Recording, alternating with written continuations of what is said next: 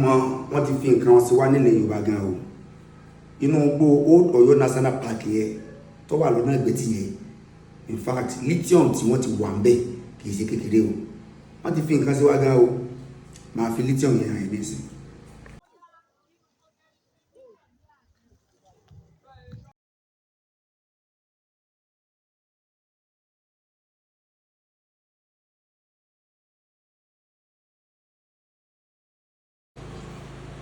Fún ìwọ tí o bá fẹ́ ṣe hajj tàbí o fẹ́ ṣe umura má tẹ̀lé ẹnì kankan lọ o ju Ghanic Travel and Tour lọ iléeṣẹ́ Ghanic Travel and Tour wọ́n wà reliable wọ́n dẹ̀ wà trustworthy àwọn làwa jẹ́ aṣojú fún aṣojú wọn ni wá o àwọn ọ̀dẹ̀ ní tẹ̀lé ẹnì kankan àfi kí ẹni yẹn ó jẹ́ olóòótọ́ kó dẹ̀ jẹ́ ẹni rí kó dẹ̀ jẹ́ ẹni tó ṣe é fọkàntẹ̀ iléeṣẹ́ Ghanic Travel and Tour àti báwọn ìrìn àjò láì mọ iye gbà wọn jàǹbá wa o wàláì mo fi àlùkùránì búra tó o bá sanwó hajj pẹ̀lú wa ò ní kábàámọ̀ tó o bá sanwó umra pẹ̀lú wa ò ní kábàámọ̀ wàláì pàbàmbarì wa ni pé owó iléeṣẹ́ Ghanic Travel and Tour ó tún wá rọjú owó wọn rọjú o kò sí owó hajj wọn òun lọ lẹ́sì jù owó umra wọn umra August tí àwọn olókè ta fẹ́ lọ yìí ọmọ yìí tí Ghanic Travel and Tour gbé umra tiwọn ni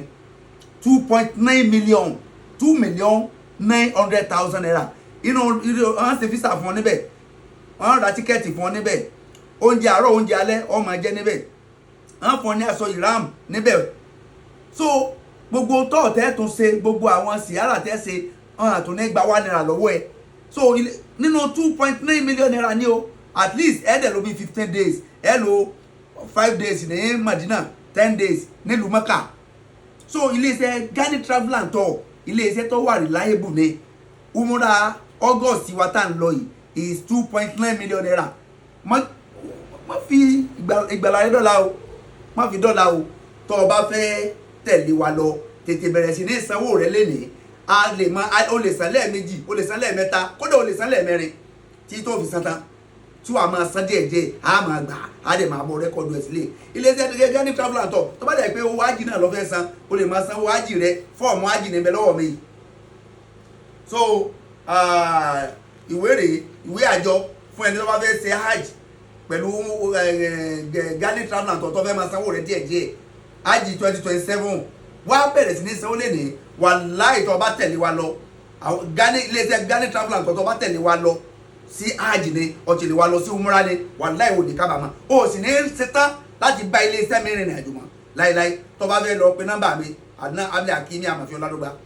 pé nọ́mbà mi tó bá fẹ́ lọ tó ti fẹ́ tẹ̀lé travel pé nọ́mbà mi lórí 080 36 33 33 13 òní tó o bá pè mí tí mi bàrá yìí gbé mẹ́sẹ̀gì mi ní WhatsApp pé aláàjì mo fẹ́ sanwó umura aláàjì mo fẹ́ sanwó ájì wàláì iléeṣẹ́ wọn ò ní jàǹbá rẹ̀ ọmọ kan balẹ̀ gan o wọn à ní gbé owó ẹ lọ wọn à ní owó rẹ̀ ò ní sọnù owó rẹ̀ ò ní wọlẹ̀ wọn á mú ẹ dédìí kàábà báyìí tí wọ́n á dẹ̀ mọ̀ ṣe umura wọ́n á mọ̀ ṣe umura with umura August wa 2.9 million naira èèyàn mẹ́rin ló gbé umura ní 2.9 3 million 5 4 million máa ń gbé umura nìyẹn wọ́n á bá wa dòwò papọ̀ wọ́n á tẹ̀lé wa lọ salamu alaikum.